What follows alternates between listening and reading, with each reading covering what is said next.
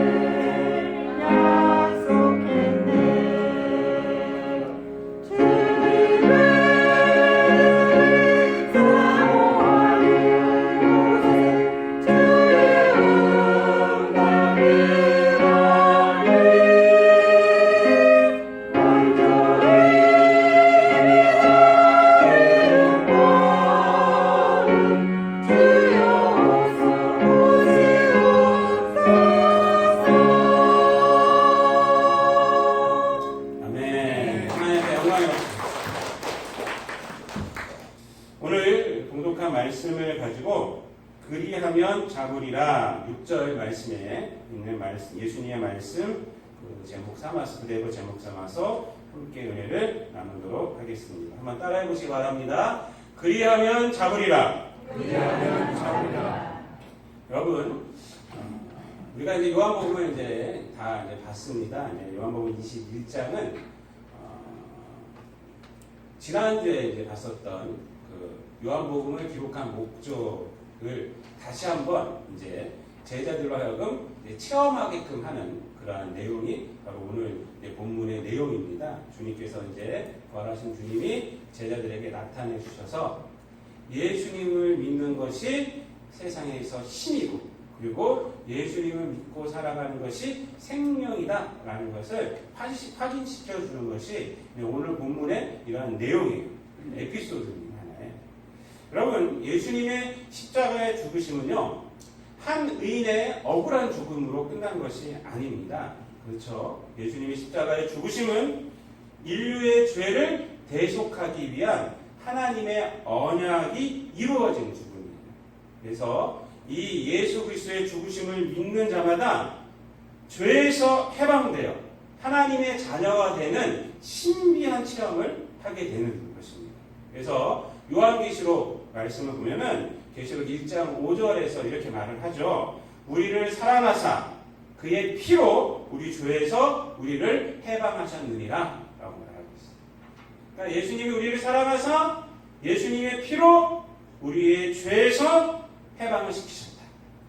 이것이 바로 예수 그리스도의 십자가의 죽으심의 그 의미입니다. 또 예수 그리스도의 십자가의 죽으심이 이렇듯이 예수 그리스도의 부활 또한 마찬가지입니다. 단지 예수님이 죽었다가 살아나셨다, 그 사실로 끝나는 것이 아니라 예수님의 부활은 예수님을 믿는 자들로 하여금 이 세상에서 그 믿음으로 살아가는 자들이 의로운 자다라는 것을 나타내주는, 증거해주는 그러한 사실이고요. 예수님을 믿는 것이 인생을 살아감에 있어서 큰 힘이 되고, 또한 예수님이 참 소망임을 나타내주는 것이 바로 예수 그리스도의 부활이 의미하는 것입니다. 그래서 사도 바울은 로마서 4장 25절에서 이렇게 고백하고 있습니다.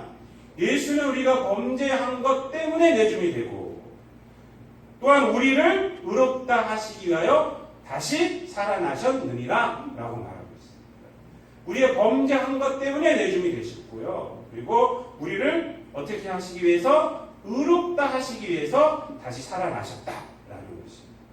예수님의 십자가와 부활 사건, 이것은요 바로 이러한 큰 의미가 있는 것입니다. 단지 이 사건이 그냥 놀라움에서 그치는 거예요.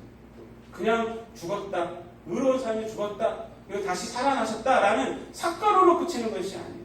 그래서 지난 시간에 요한복음을 마치면서 요한복음이 어떤 거죠? 예수님이 하나님의 아들임을 증거한 거예요. 예수님이 이 땅에서 또 필로토 행하셨지만 또 십자가를 지시고 또한 죽으시고 부활하셨다라는 것을 증거하셨잖아요.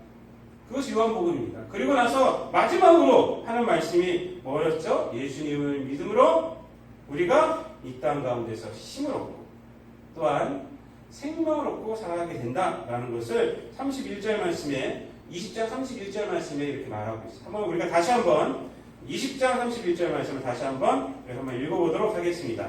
함께 읽겠습니다. 시작! 오직 이것을 기록함은 너희로 예수께서 하나님의 아들 그리스도이심을 믿게 하려 하며 또 너희로 믿고 그 이름을 힘입어 생명을 얻게 하려 함이니라. 아멘. 그 사건을 통해서 십자가 사건, 부활 사건, 이 사건을 통해서 예수님이 하나님의 아들임을 믿게 하려. 우리 그것을. 그리고 그 이름을 믿음으로 그 이름을 힘입어 이 땅 가운데서 생명을 얻게 된다. 라는 것을 깨닫게 하기 위해서. 그래서 이 요한복음을 지었다는 것입니다. 오늘 본문은요, 그래서 이 20장과 21장이 별개의 말씀이 아니라 바로 이것을 확인시켜주는 거예요. 제자들에게 바로 이것을 예수님을 믿고 그 이름을 힘입어 생명을 얻고 살아가는 존재가 바로 너희들이다, 제자들이다 라는 것을 확인시켜주는 것.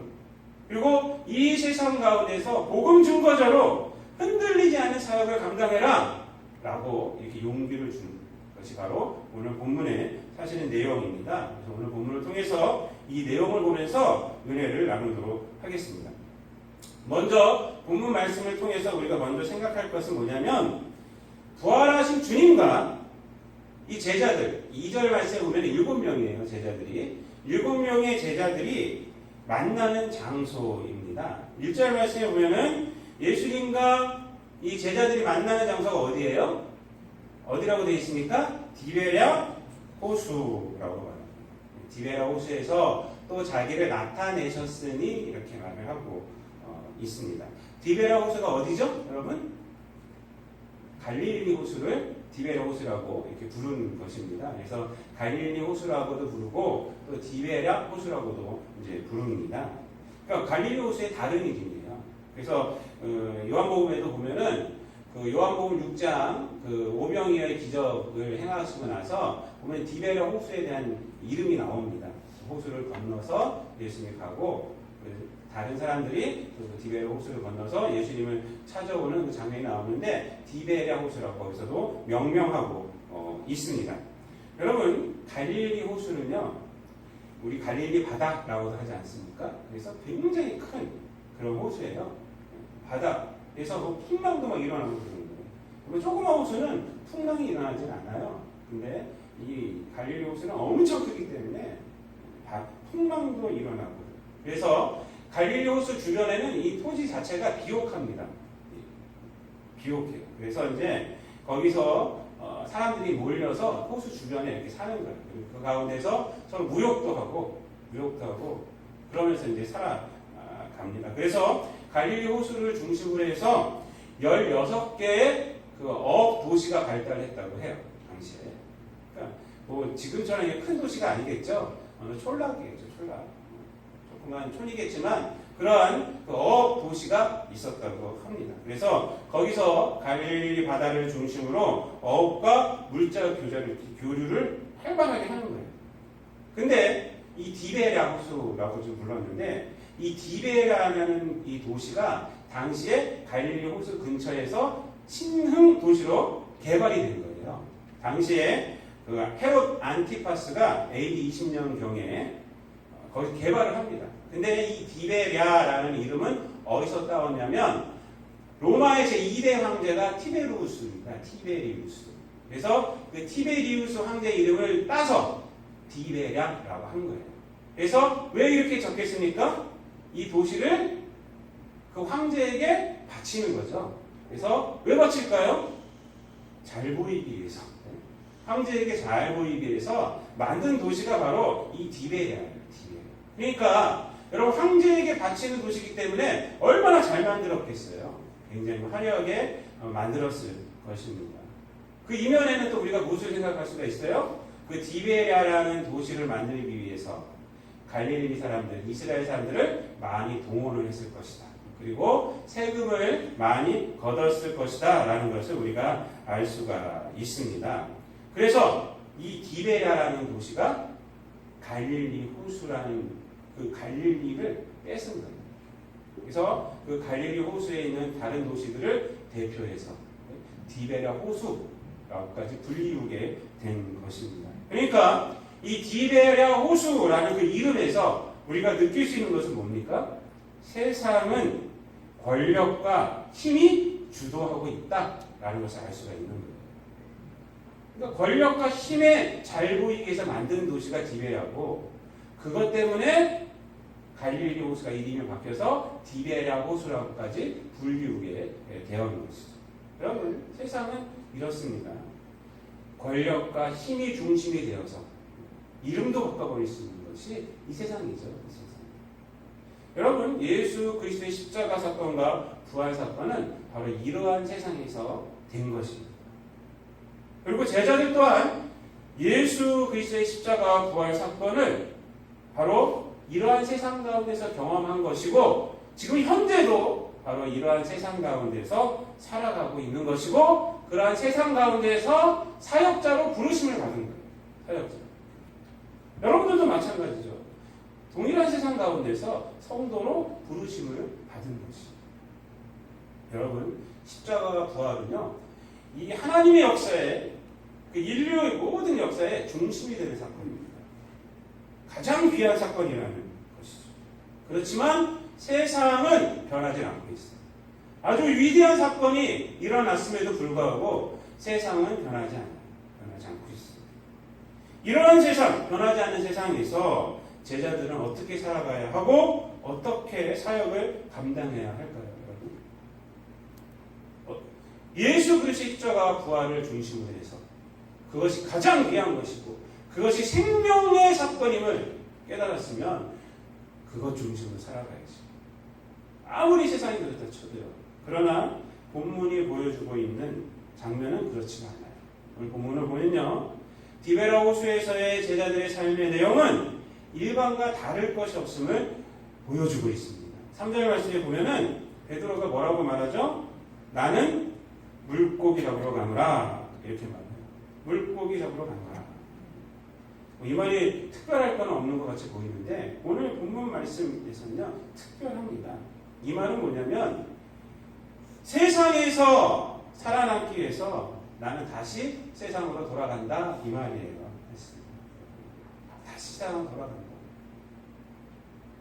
부활하신 주님을 만났음에도 그 만남이 힘이 되어서 살아가겠다라는 것이 아니라 나 고기 잡으러 갈 거야.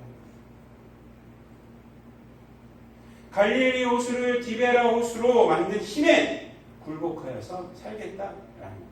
베드로뿐만 아니라 다른 6명의 제자들도 뭐라고 하죠? 나도 따라갈랜다 라고 따라가고 있어요.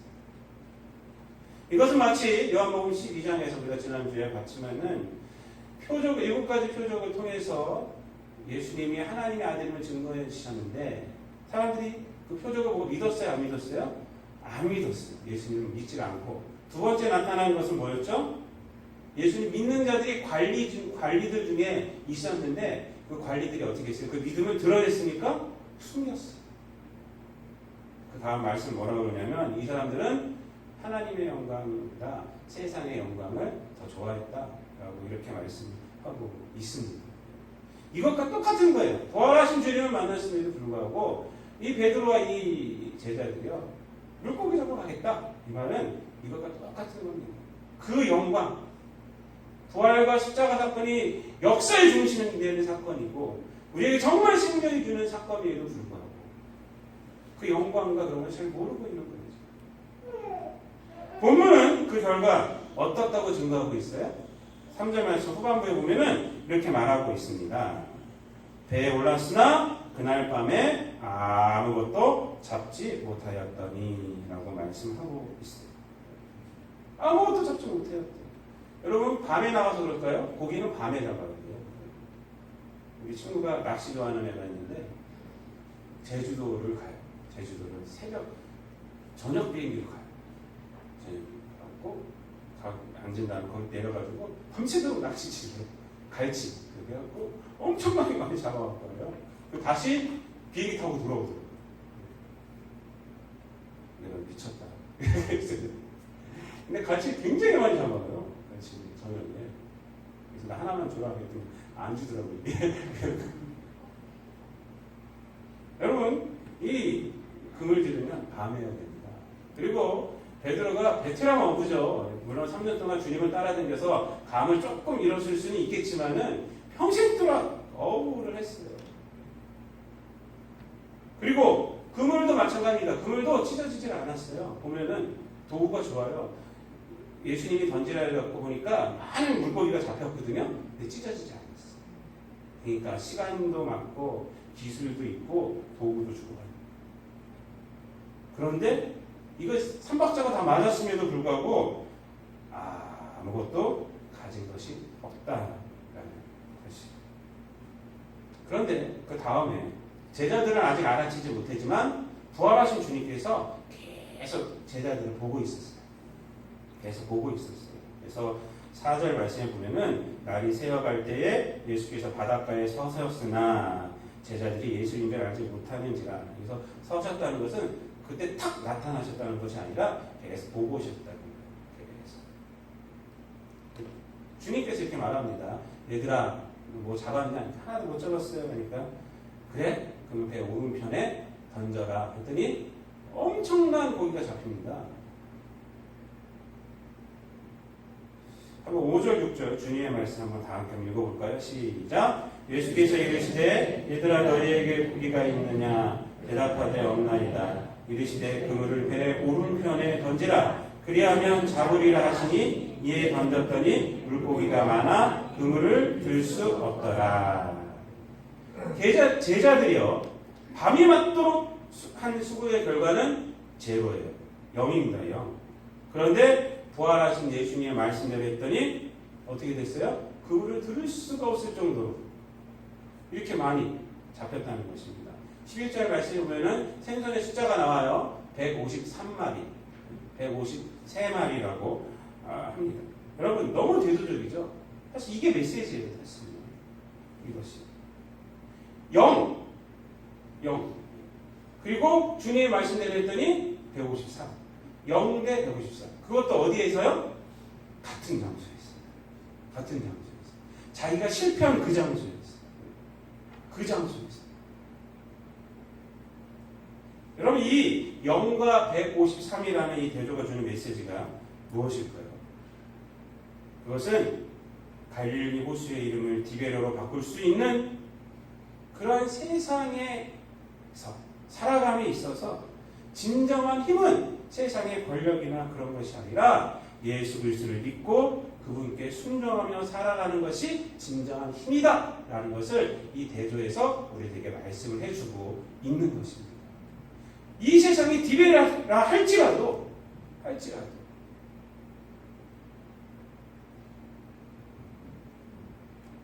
여러분 결국 오늘 본문은요 이 대조는 무엇을 우리에게 말씀해 주는 거냐면 인간의 삶의 결국 마지막을 말씀해 주고 있는 것입니다. 이 세상의 힘에 굴복해서 이 세상 가운데서 살아가는 자의 삶은 결국 제로라는 거예요. 하나님 앞에서 제로라는 거예요. 그것이 뭔가 있는 것 같기도 하지만 하나님 앞에서는 제로예요. 그러나 이 세상에서 십자가와 부활의 주님이 생명의 주관자임을 믿고 그분께 순종하며 살아갈 때는 이 세상이지만 그래도 이 세상 가운데서 153 여기서 거두는 그러한 삶이 된다는 것입니다. 여러분 성경은 그것을 우리에게 말해주고 있어요. 구약도 마찬가지입니다. 여러분 시편 1편은 시편 150편의 서론이지만 또 결론이기도 해요. 시편 1편은. 근데 거기서 의인과 악인의 삶을 딱 대조를 시킵니다. 거기는. 악인의 삶에 대해서 뭐라고 비유하고 있습니까? 바람이 나는 겨와 같은 인생이라고 해요. 바람이 나는 겨예요. 겨. 헛된 삶이라는 것입니다. 근데 의인의 삶은 뭐라고 해요? 의인의 삶은 시냇가에 심기는 나무라고 해요. 그래서 시절을 쫓아 열매를 맺고요. 그 잎사귀는 항상 푸르르다라고 이렇게 말씀을 하고 있습니다. 그리고 마지막에서 이렇게 말합니다. 6절에서 무릇 의인들의 길은 여호와께서 인정하시나 악인들의 길은 망하리로다. 제로라는 거예요. 제로. 망한다는 게 뭐예요? 제로예요. 제로. 근데 의인들의 길은 여호와께서 인정하시는 삶이 된다는 것입니다. 오늘 본문 말씀이 그걸 말해주고 있는 것입니다. 우리는 여전히 세상 가운데 살아가고 있습니다. 세상의 힘이 역사하는 가운데 살아가고 있습니다.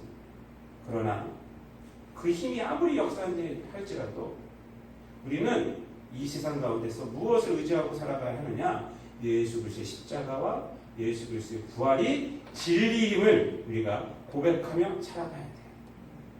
그 이 세상 가운데서 그분을 따르고 그분의 말씀에 순종하고 그렇게 살아갈 때 우리의 삶에는 열매가 맺히는 그런 삶이 되는 것입니다.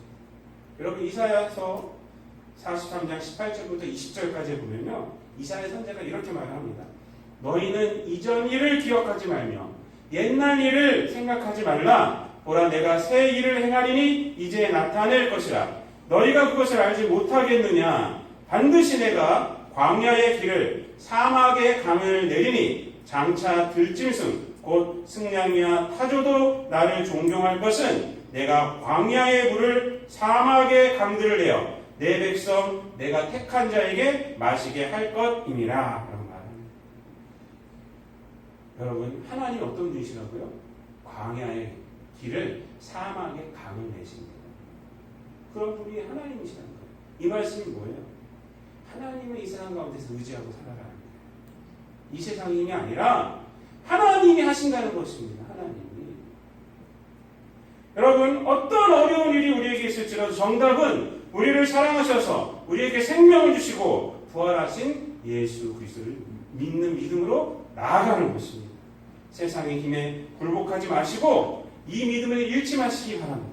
이 믿음이 우리를 세상에서 살리시고요, 우리를 고치시고요, 우리를 변화시키시고요, 회복시키시고 바른 길로 가게 하여서 하나님이 인정하시는 그런 삶이 되게 하시는 것입니다. 사도 베드로는 고기잡으러 갔어요. 그래서 결국은 영이 하나님의 말씀을 듣고 153마리를 거두게 된 것입니다. 또한 오늘 본문이 주는 또 하나의 메시지는 뭐냐면, 세상에서 주의 일을 감당할 때 중요한 것은 세상적인 방법이 아니라 예수님을 믿는 그 믿음의 방법으로 해야 한다는 것입니다. 여러분, 우리 사역자들뿐만 아니라 여러분들도 다 하나님께서 부르신 존재예요. 여러분, 왕 같은 제사장이고요, 거룩한 나라고요, 그의 소유된 백성이고요. 다 소명이 있는 것이, 성도로서 이 세상에 살아간다는 것은 다 소명자로 살아가는 것입니다. 이 세상에서 소명자로 살아갈 때 우리가 주님께서 주신 소명을 각자의 자리에서, 또 일터에서, 또 교회에서 감당할 때 어떤 방법으로 해야 되는가? 자신의 지식과 경험과 열심보다 무엇보다도 그보다 앞서야 될 게 뭐냐면 하나님의 방법으로 해야 한다는 것이에요. 그것이 뭐냐면 기도와 말씀에 순종하는 그러한 것으로 주의 일을 감당해야 한다는 것이에요. 여러분, 신앙생활하면 착각을 하는 것이 있는데, 그것은 뭐냐면 세상의 힘이 갈릴리 바다를 디베라 바다라고 이렇게 부른 것을 딱 보고, 야, 저 힘으로 내가 주의 일을 하면 큰 역사가 일어나겠다라고 생각하는 것입니다. 착각이에요. 착각. 홍종표 목사님이 빌립보서 강해하시는데 제가 책을 보니까 이런 얘기를 하시더라고요. 남성교회가 어려울 때 어느 대기업에 있던 어느 분이 자기한테 와서 힘들 때 목사님 저를 찾아오세요. 제가 도와드리겠습니다. 그래서 기도하다가 그분 생각해서 갔다고 해요. 한 번도 그런 적이 없는데 너무 어려워서 좀 가서 교회 좀 도와달라고. 그분이 하시는 소리가 지금이 얼마나 회사가 힘들고 세상이 힘들고 이런 얘기만 하더래요. 이런 얘기만 하고.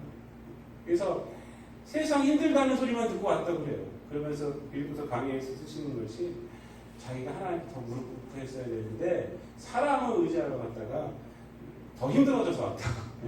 힘든 얘기만 듣고 왔다. 이런 얘기를 하시는 걸 제가 읽은 적이 있습니다. 여러분, 하나님의 일은요, 하나님의 방법으로 해야 합니다. 하나님의 방법으로 또 되어집니다. 그리고 그렇게 돼야지 의미가 있습니다. 기도하지 않고요, 자기 헌신이 없이 또 교회의 사명을 먼저 하지 않고 하나님의 일을 한다고 하는 것처럼 위하는 것이 없어요. 정말 위험한 것입니다. 결과적으로 일이 잘 될 수도 있습니다. 그런데 그것은 일시적인 현상입니다. 오히려 시간이 갈수록 기도하지 않고 헌신하지 않고 내가 하는 교회 일들이 잘 되면요, 더 위험한 결과가 생깁니다. 그 가운데 교만이 생기고요, 질투와 시기가 나타나고요, 분노가 있습니다. 평안이 없어지고요, 기쁨이 없어지고요, 성김이 없어지고, 뭔가 되는 것 같지만 결국 이루어진 것은 뭐냐면 자기 만족이었어요. 자기 만족이지 하나님의 뜻이 이루어지지 않는 것입니다. 주의 일은요, 무엇이 이루어져야 되느냐? 하나님의 뜻이 이루어져야 돼요. 하나님의 의가 드러나야 돼요. 그러지 않으면 영이에요. 그러지 않으면 영입니다. 영. 여러분, 영이라는 것이 왜 위험한지 아세요?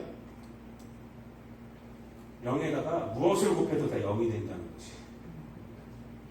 10을 곱해도 0이고요. 1000을 곱해도 0이고요. 1억을 곱해도 0이에요.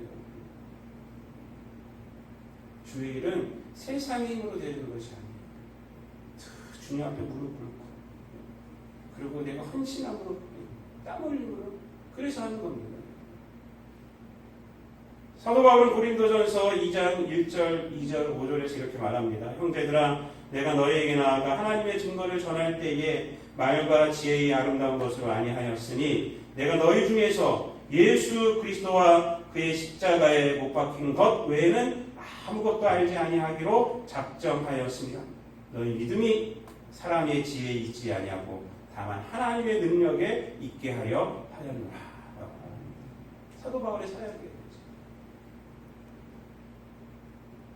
너희 믿음이 사람의 지혜에 있지 않고 하나님의 능력에 있는 것을 알게 하기 위해서 세상의 지혜가 아니다. 여러분 교회 역사를 보면요, 교회가 크게 부흥할 때가 언제인지 아십니까? 아무것도 없을 때예요. 핍박받고 있을 때예요. 그때는 교회가 막 부흥합니다. 그리고 또 하나, 교회가 가장 크게 타락할 때는 언제인지 아세요? 황제의 권력보다 교회의 권력이 더 컸을 때예요. 이거 교회사입니다. 교회사. 여러분 카노스다의 권력 아시죠? 황제가 교회 앞에 무릎 꿇고. 하나님께서 어떻게 하셨어요? 보다 못했어요. 교회를 찢어버리셨습니다. 이것이 종교개혁입니다. 종교개혁. 세상의 권력으로 그것이 단지하고 그것으로 막 주의를 하는 성 베르샤의 궁전, 프랑스에 있는 거. 그거 아름답게 해서 뭐가 하겠어요? 사람들한테 면제부 팔아서 그거 아름답게 해줬어요. 거기서 무슨 뭐가 일어나는 거예요? 이게 관광지일 뿐이에요. 관광지일 뿐.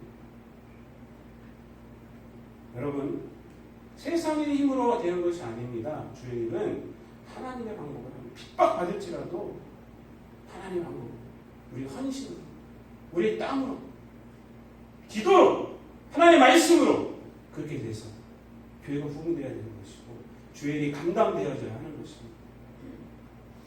여러분 세상에서 말하는 그 힘, 갈릴리를 디베라로 바꾼 그 힘, 그 힘이 실체가 뭐라고 생각하십니까? 세상의 힘. 그것은 뭐냐면 세상 가운데서 죄를 마음껏 지을 수 있는 것이에요. 그게 세상에서 말하는 힘이에요. 여러분. 그 힘으로 세상을 쥐락펴락하는 거 아니에요. 오늘날 국제정서가 어떻습니까? 오늘날 국제정세 보세요. 오늘날은요, 군사력보다는 경제적으로 힘없는 나라들을 막 다스리고 착취하고 협박하지 않습니까? 그게 세상의 힘이에요. 자기들은 경제가 뛰어나다고 마음대로 해요, 마음대로. 근데 없는 나라는 어떻게 해요? 협박하고, 좀만 뭐 하려고 협박하고. 내 말 들어야 한다고. 자기들은 마음껏 하면서. 그러면서 뭐 세상의 경찰이 뭐 이러고 있는 거 아닙니까? 지금 일본이 우리나라에게 하는 것도 이런 맥락에서 그런 거 아니에요. 힘없는 자들을 위주로 세상이 돌아가고 있는 거예요. 불화수소 그거 갑자기 수출 안 한다고. 여러분 인간의 죄는 사람을 그렇게 만드는 거예요. 세상을 그렇게 만드는 것입니다. 자기들 마음껏 죄를 짓고 있는 거예요. 그게 세상이 말하는 힘이에요. 힘. 창세기 4장 23절을 보면요. 라멕이 사람을 죽이잖아요. 소년을 죽이잖아요. 소년을. 자기에게 좀 뭐라고 했다 죽여버리는 거예요. 그러고 나서 부끄러워합니까? 부끄러워하지 않아요. 자랑해요.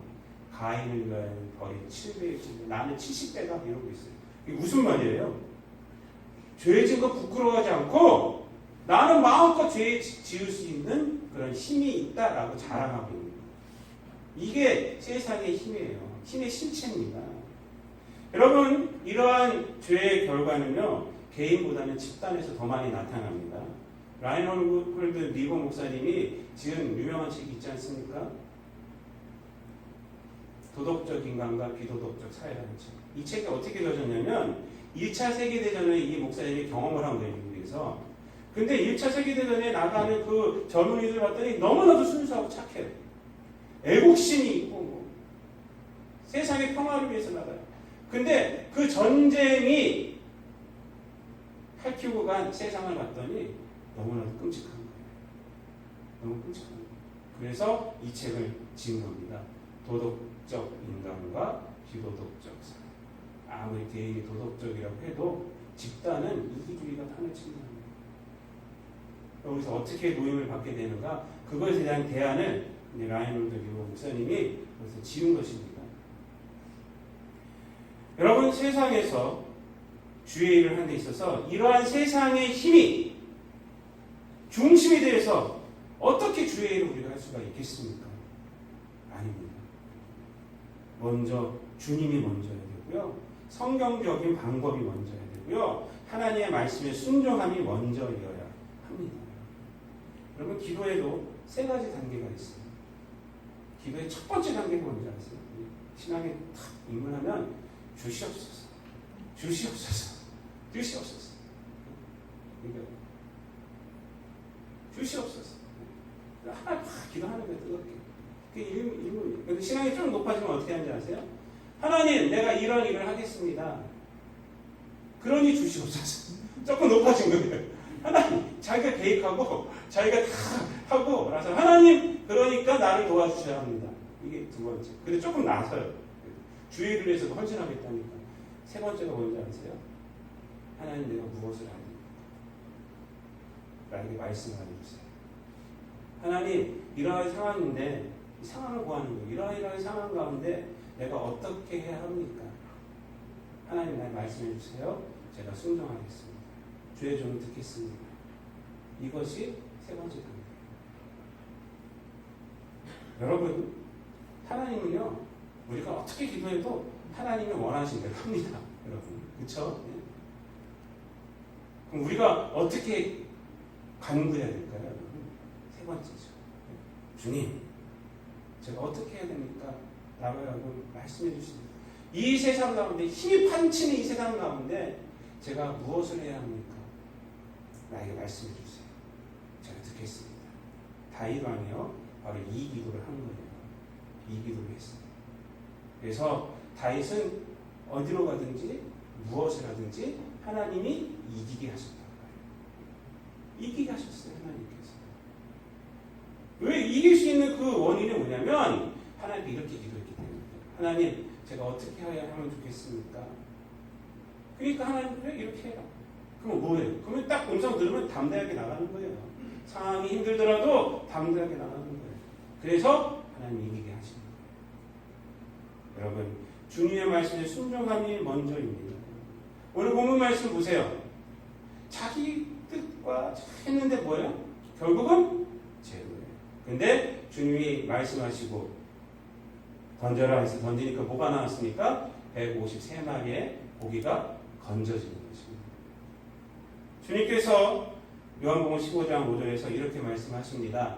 나는 포도나무여 너희는 가지라. 그가 내 안에 내가 그 안에 거하면 사람이 열매를 많이 맺나니 나를 떠나서는 너희가 아무것도 할 수 없다.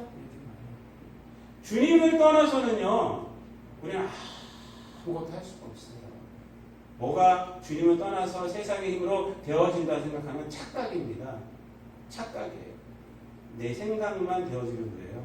내 생각대로 되어지는 것 뿐입니다. 하나님의 뜻대로 되어지는 것이 아닙니다. 주님을 떠나서는 아무것도 안 됩니다. 사랑하는 성도 여러분, 말씀을 마치겠습니다. 오직 하나님만이 생명의 주관자임을 기억하시고 이 세상 힘이 아무리 판을 쳐도 늘 주님을 믿는 믿음으로 살아가시기를 바랍니다. 하나님을 의지해서 살아가시고 또 주의 일을 할 때 내 생각과 내 의지를 내려놓으시고 주님, 내가 어떻게 해야 됩니까? 주님 말씀에 먼저 간구하시고 그 말씀에 순종하심으로 이 땅 가운데에서 주의 영광을 드러내시는 하나님이 인정하시는 그런 삶을 살아가시는 저 여러분 되시기를 우리 주님 예수 그리스도의 이름으로 축복드립니다. 기도하겠습니다. 하나님 감사합니다. 주 예수 그리스도의 십자가와 부활 사건이 우리를 살리는 사건이요 뿐만 아니라 이 세상 가운데에서 하나님 앞에 인정받는 삶을 살아가게 되는 그러한 힘을 주는 사건임을 우리가 믿게 하여 주시고 이 세상 힘에 굴복하여서 살아가는 것이 아니라 주 예수 그리스도의 이름을 힘입어서 생명을 얻고 살아가는 우리 모든 성도들 되게 도와주시고 또한 주님께서 주신 소명자의 삶을 삶 가운데서 살아갈 때에 하나님을 붙들고 예수 그리스도의 음성에 먼저 순종함으로 살아감으로 이 땅 가운데에서 말씀의 열매를 맺고 성령의 열매를 맺고 살아갈 수 있는 하나님이 인정하시는 그러한 삶이 될 수 있도록 쭉정이와 같은 인생이 아닌 열매 맺는 그러한 인생이 될 수 있도록 성령께서 우리 성도들을 붙잡아 주옵소서. 감사드리며 예수님의 이름으로 기도드리옵나이다. 아멘.